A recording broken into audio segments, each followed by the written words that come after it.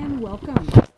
Today I want to show you my beautiful alocasia, and I also want to show you some really inexpensive way to get soil ingredients, and I also want to show you a really easy way to grow your alocasia without it being complicated.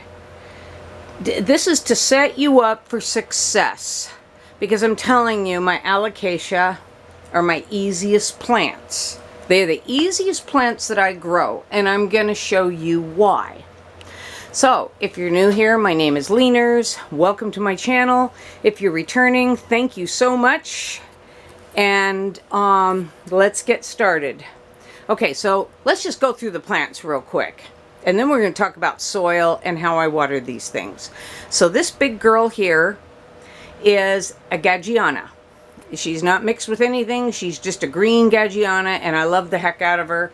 And I let her keep all of her little babies. So she has this beautiful bouquet of satellite leaves that are just little, that just sit perfectly like Tiny Dancer, you know, around the larger leaves. The next one is a hybrid, and it's Macrorrhiza mixed with Adora and some red petioled alocasia. And this is going to be a giant. These are all elephant ear, by the way. And this is Imperial Red. As you can see, she's got pink stems. And she's a beauty. And she was just, you know, recently when I got her. I'm looking around to see what I did with that plant.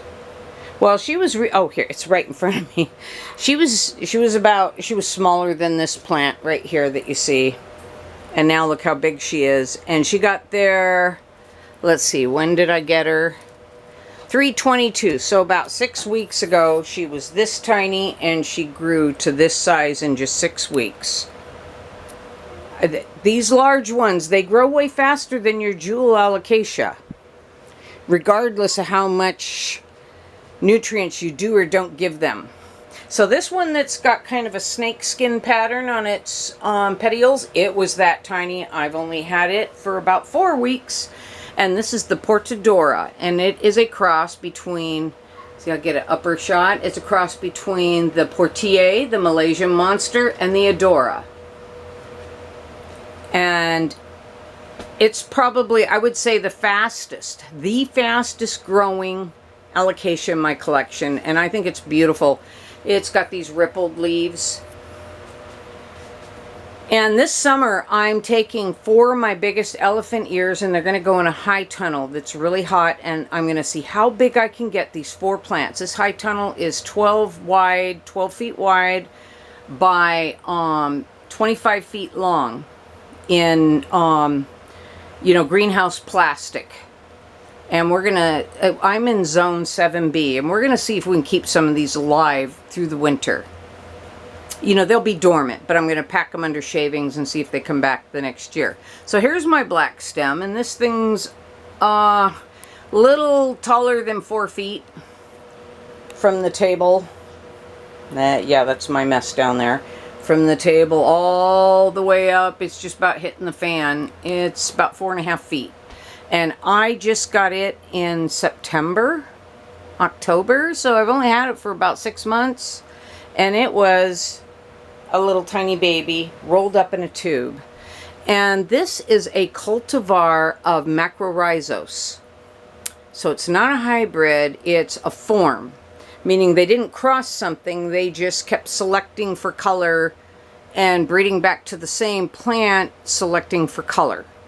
And so those are either cultivars or forms. There's a difference between a cultivar. Cultivars naturally occur, and then we kind of intervene a little bit, whereas hybrids, which this is a cross between 2 species. Then we have my Adora, and it's a lot slower growing because it's a batik. So it has a lot of white and way less chlorophyll, and I've had it since March. Let's see, yeah, March 3rd. So I've had it for 2 months, and it was just a little starter in a tube. And that's how big it's gotten, and I've got 3 plants in there, and it's just beautiful. I mean, look at the markings on this. I love this plant, but it does grow a lot slower, but I didn't buy it for something big. Although it is a larger elephant ear, it will eventually get bigger. It's just going to take more time. Now here is a hybrid, and this one's unique. It looks like black stem, but it's not. When it matures, it'll get a dusty gray purple stem. And these leaves, which right now you see are about the size of my hand. Let's see, there we go. They can get 5 feet long, and I'm not including the stem. The leaf can get 5 feet long and 3 feet wide. Now, it's not a super tall one. I think it maxes out between 6 and 8 feet high, but it gets a really heavy, thick base, and it was bred to survive the winter, dormant of course, underground, but to survive the winter in zone 7B. Now, technically on the calendar I'm listed as zone 8B, and that makes me laugh because that means we don't get below 15, and we've been as low as 4 here. And last year we had a whole week at 9 degrees, and I was bubble wrapping everything to keep it alive. So we're kind of in a weird little bubble in the neighborhood that gets colder than all the surrounding area. So I'm in a zone within a zone. Okay, this is the yellow Gagiana. And they come in a little darker, and then the leaves lighten out. So as they start to age, this one's kind of half moon. And it is 2 different plants here, but this is the same plant. See? So it comes in darker, and then it gets, as it the leaf ages, they get this beautiful lime and yellow marbled look. See, we got all different shades here: mint, green, yellow, lime. It's a beautiful plant. I really love it. And it is a Gagiana, which is what this plant right here is. That's your species Gagiana. And this is a mutation, not a hybrid. Okay, this is another Gagiana. This is a variegated, and I up-potted it too quickly, which I'm going to talk about that when I talk about how to grow these easy. I screwed up because it was a bigger plant. I just assumed I could go straight to one of these large pots, and I almost killed it. And when I saw the new leaf downsize and start to wilt, I knew right away that something was wrong. I dumped it out. The roots were starting to rot, but the rhizome did not get rot. So it's now perky. It's been a week. It's not failed anymore. The rhizome, I felt, is still solid. So now it just needs to recover, and as you can see, I put it in a little cup. So it'll be fine.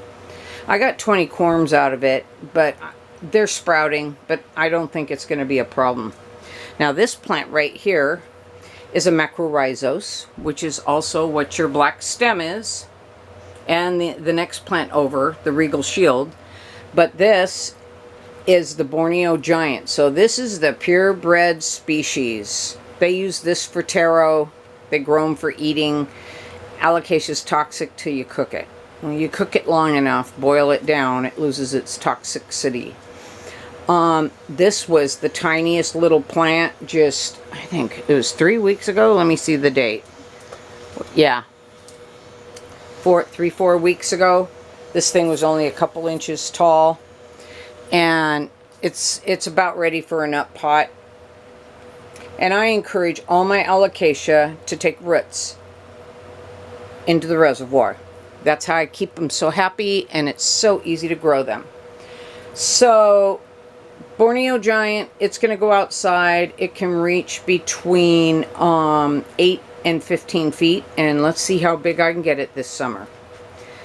This is a macrorhizos also, and it's a variegated one, and I moved it and put it in a darker location, and it lost its variegation so quick it blew me away. So I've now got it back in a light area to get this pretty variegation back.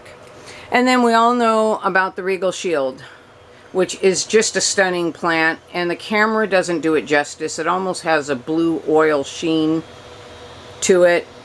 It's the macrorhizos crossed with the black velvet. It's funny because its first few leaves, which I just pulled them off the other day, this one's on its way out, but they were cupped around in the shape of a black velvet. And I could tell by how brown the base of this is that this leaf right here is not long for this world. So these are my jumbo variety Alocasia. The Adora, the Macrorhizos, and the Gagiana. Those are your biggest varieties of Alocasia elephant ear. There's Colocasia, and that's going to be a different video. It's a different genus. So I'm going to move this cute little stingray and put him back over here. And this thing opened up. Isn't that just gorgeous? Caladium. We're going to have a video on that too. Okay. So if you go on Amazon or wherever and try and buy some orchid bark, it costs you a fortune. Like if you tried to buy a bag this size, you're looking at $30. This is a 2.5 gallon Ziploc. I paid pennies for that. I got it at Home Depot. And you got to be careful. It can't have any dyes. But the best deals I get is when I go to the Stone and Bark yard and we buy it like a yard in a pickup. And I've got my husband who pulls it out of the pickup for me. And you might think, yeah, but it might have stuff in it that'll make my plant sick. Well, if you're worried, bake it for, you know, an hour at 200 degrees and there won't be anything alive in it. But really, most of the time when I get bark fresh from the stone yard, it is so hot inside that you'll see it steaming. And if you were to like dig a hole and shove your hand in, it would burn you. I do not worry about it when I first get it. If it's sat in the yard for 3 months or more, then I worry that there may be slugs or worms or whatever in it. Then you just bake it. But it's pennies. What would that bag right there, which would run 30 bucks on Amazon, I can get for pennies by buying it by the pickup truck. And well, good. They sell them in half yards, and everybody show up with a whole box of Ziplocs and load up on it. I sift this stuff. I have 3 sizes. My husband made me this thing. See it? Let me get it under the light here. Let me turn this light around. I use these lights to bring out variegation in plants. Okay. You see my mess under the table. That's going to get fixed soon. So, here's this mesh. And I sift things in it. I sift sand to get grit. And you see the grit on top? These plants are not growing in grit. I do the top 1/4 to 1/2 inch in grit with bonide underneath it because it controls the gnats. You don't get gnats hatching in your soil. And yes, I use mosquito bits, I use neem, I use bonide, I use sticky traps, I use all of it. And by using all of it, it makes a big difference. Just to utilize every method. And then I hear people say that the gnats, only if they got a lot of maggots in your soil do they harm them. Once I got the gnats under control, my African violets stopped getting powdery mildew. I think the gnats were landing on them and transferring the moldy growth in the bottom of the plants. Okay, so back to this. So here's my hack. After I get my cheap soil, I make my own DIY pond, and that's a whole nother video. I mix it with about 3 parts of the pond to about 1 part of my mixed bark, or depending on what plant. See, that piece is kind of big. I'll throw it down there. And it's kind of like pond and aeroid mix had a baby. Okay, and my mix is never the same, but I make this base mix, which one would call an add mix, because it's the basis of all of my mixes, and then I add to it whatever I need depending on the plant. So for Alocasia, I've got my base, which is pretty much a DIY pond. I add about 1 part bark to 3 parts of this pond. So I would mix it together. Okay, so you got this nice aeroid mix. I take the net pot and I put this skinny little wick. Now for big jumbo plants, this has, let's see if you can see that. It's got, the fan's blowing it, but it has 2 ply. Yarn comes in 4 ply, and for larger plants like these, I'll use 2 ply. So I break the yarn in half, and I don't use, let me show you this over here. So when you buy these, they come with this rope, and they just go right through the bottom. See that? They go right through the bottom and hang down, and that's how most people use them. I have a drawer full of them. I've never used one. I don't use them. I take half of a 4 ply polyester yarn and I run it through the bottom before I even add the leca and the lava, which I'm going to show you the lava in a minute. And I don't know if you can see, I've got it clipped off to the side here. And then I add my leca, which is very expensive, and I get this lava at Home Depot for a huge bag. The bag is bigger than this. It's a wee bit bigger. It's about a half a cubic foot of lava. $6.57. It has big pieces, which I put in the bottom of the pots, and once I use up all the big pieces, I'm left with these little cute ones, which I use in my DIY pond. I think I paid $30 for a small bag of lava and pumice. And lava and pumice are not the same thing, by the way. But anyway, it costs you a fortune if you buy it for, you know, potted plants. So this is $6.50 a bag, online, Home Depot, free delivery. They have it to your gate within 48 hours at no cost to you, just the cost of the, I mean, I had 6 huge bags delivered, and I just paid for the lava.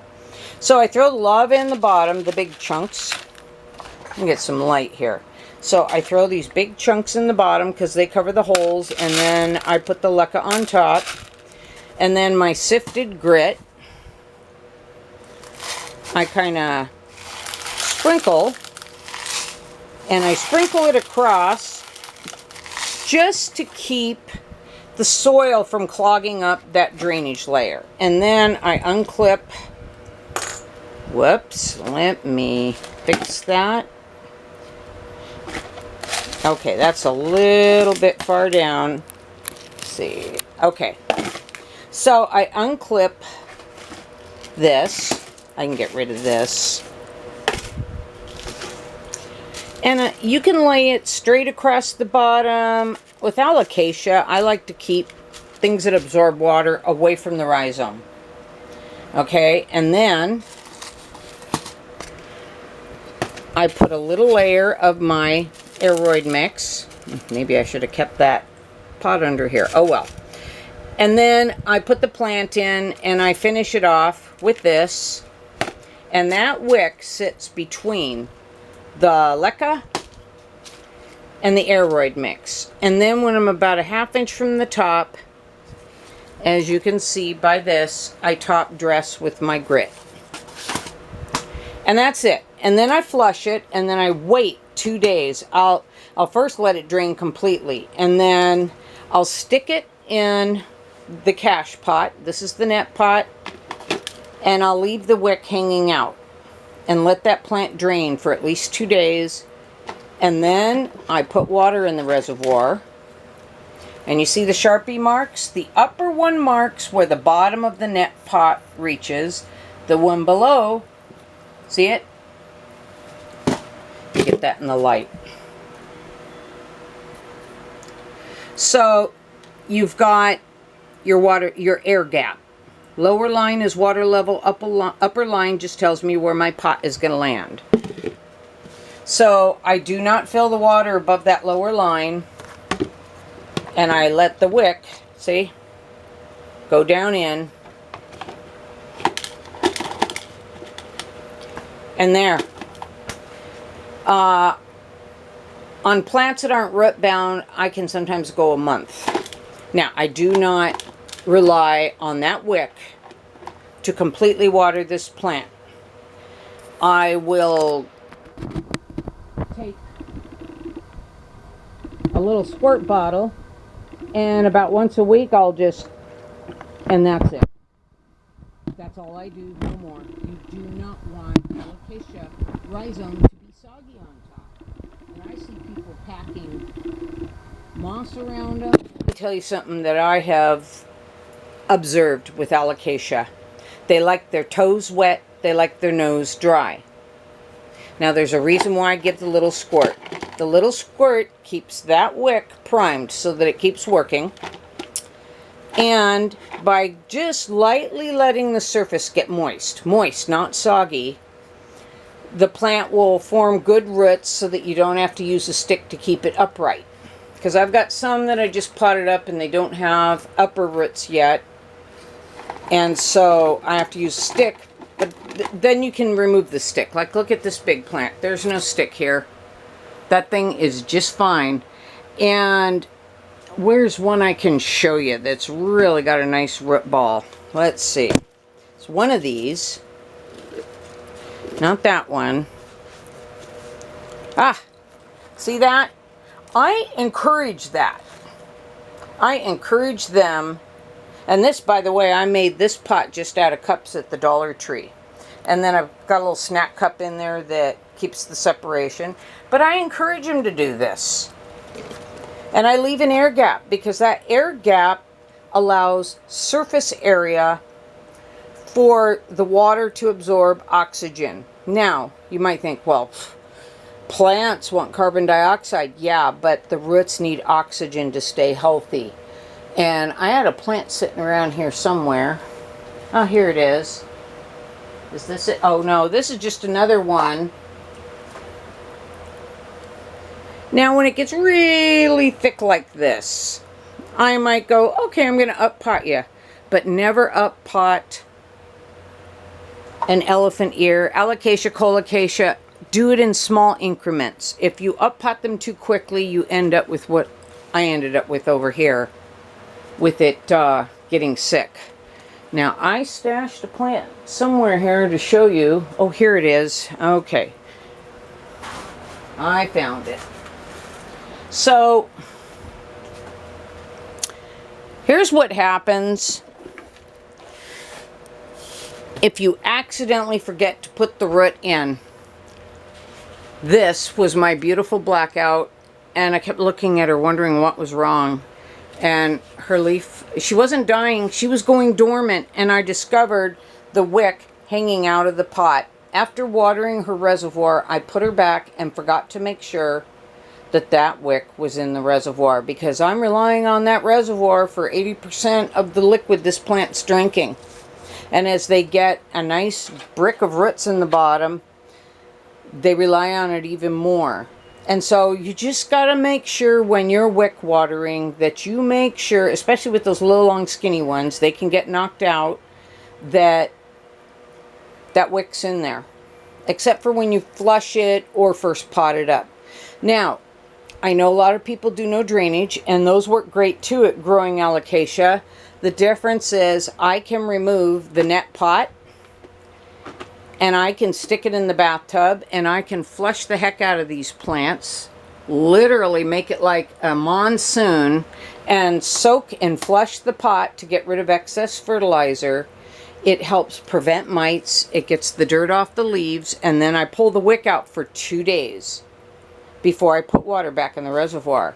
And you can't do that in a no-drain situation. So I like having both the net pot that can be removed and flushed, and then the cache pot, the reservoir. There's a lot of things I can do that you can't do if you're in a no-drain situation. But everybody's situation is different. So you don't always maybe want the situation. It just, you do what works best for you. I'm not telling you what you need to do or you should do.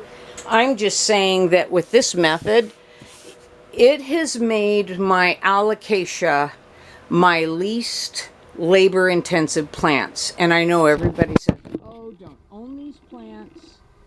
They are spider mite magnets.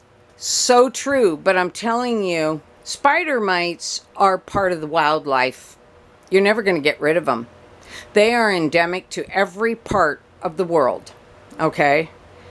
They're going to float in through your window. They're going to float in through your door. They're going to float in on your dog. They're going to float in on your clothes. They will always be around. I found by being able to remove the net pot, throw these things in my shower or bathtub, and shower them down, keep the dust off. If I do that at least once every 6 weeks, it brings my episode of mites on these to almost nil. And then, like, this is ready for a nut pot now, and I am going to attempt to lift it with one hand. Do you see that? Look at that thing. And it'll go a day dry like that. It's okay. They can go 24 hours dry. It's when you start a week later, you're like, oops, I didn't fill the reservoir. You're gonna have problems. So, an alocasia is not going to die if it goes bone dry. You're going to kill these plants by getting them too soggy. They rot. If they go dry, they go dormant. So you can always revive them, but it can take 8 weeks to get that rhizome to sprout again. They are not forgiving if they get root rot. So on little snack cups, I do exactly 2 pumps of hydrogen peroxide, and then I put the water in the reservoir. And again, I'll show you over here. Let me show you with the light. Do you see that air gap? I do not have water all the way up to the bottom of the pot. There's a gap for oxygen. But this has hydrogen peroxide in it. And then my gallon containers that I fill with fertilizer for watering, I give them a good squirt from the hydrogen peroxide bottle because I know it's way less than 1% by total volume. It's probably 1,000th. Less is always better. You don't want to burn your plants, but the hydrogen peroxide kills bacteria so that you don't get root rot down in the reservoir. And it also gives the plant just oxygen. It perks it up. You know, I mentioned in another video that 40 years ago I used to use a product by Miracle Grow called Oxygen Plus, and it was in a brown, you know, one of these brown bottles. And I never had a sick plant, and I had huge plants because they like the oxygen. You can even top water that. What else did I want to show you? Oh, I wanted to show you the anatomy real quick because I hear a lot of different things. Okay, this is the part of the alocasia you want to keep dry. That is the rhizome between the bottom of the leaves and the part that goes just into the soil. That's your rhizome. Okay, over here, see this little thing? That is called a stolon or a stipe. It grows off the base. It's not a root. It will grow a bulb-like thing on the end that's called a bulbil. It's not a corm. It's a bulbil. People have a hard time rooting those. They are harder. I get them to root as long as they're good and mature. The corms are what grow on the roots well below the surface of the soil.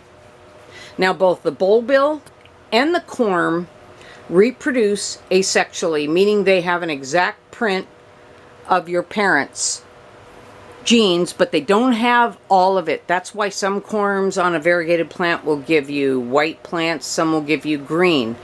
The plant has set its genetic code to it, so it's not the exact same match. I don't know what the ratio is, 50-50 like humans. You know, a mother's egg has half of her DNA. But to get new genetics, the plant has to be bred and reproduce sexually, which means pollen and pollinating the mother plant and then getting berries. So that will have DNA genetics from both parents, whereas corms and bulbils only get from one parent. But they will grow a plant. They will grow a plant. And what's interesting is all those plants will not be identical. They get a certain portion of the mother's DNA. And then see, here's some bulbils sprouting. And this is the stipe.